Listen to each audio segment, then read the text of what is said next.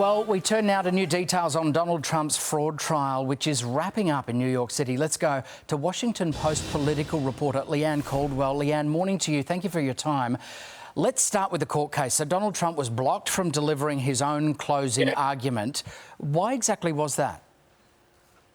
Well, he was blocked because the judge thought that he was going to use it as a stump speech, as a campaign speech, or use it to attack people. And so originally the judge said, no, you can't talk in your closing argument. Ultimately, he changed his mind today when Trump protested. We certainly heard from him outside court. How do you think this case overall, Leanne, will impact his election hopes? Well, I think that this case specifically won't impact his election hopes. It's the four criminal cases that are going to have a greater impact on his election hopes. He is using the other four criminal cases as a way to say that he is a victim of weaponization of the federal government.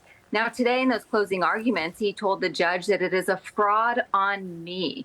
And so he continues to play a victim. And that is an issue that is a tactic that his supporters continue to eat up, and is a large reason why he continues to have such strong support among the Republican Party. Yeah, he's masterful, really, at being able to find ways to turn bad news into ways to animate his base.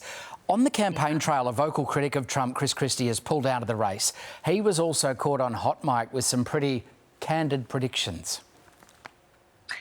He sure was. He publicly on the campaign trail, Chris Christie focused his entire campaign about being against Donald Trump, that Donald Trump is bad for democracy. But on the hot mic, he had some comments about his other rivals, too. Nikki Haley, the Republican former governor from South Carolina, said that she would be a disaster.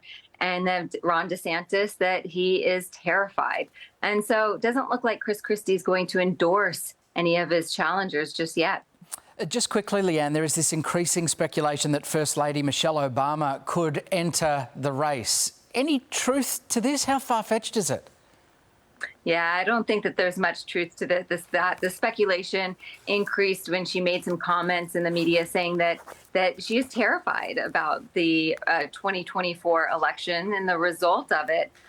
She was, of course, referencing the former president, Donald Trump, and the possibility that he could very well win not only the Republican nomination, but the presidency as well. And so that led to a lot of speculation that perhaps she, who is one of the most beloved members of the Democratic Party, would in fact jump in. For years, she has said she has no interest in doing that. It would really, really change the game. OK, Washington Post political reporter Leanne Caldwell, thank you for your time this morning. Here's Mona.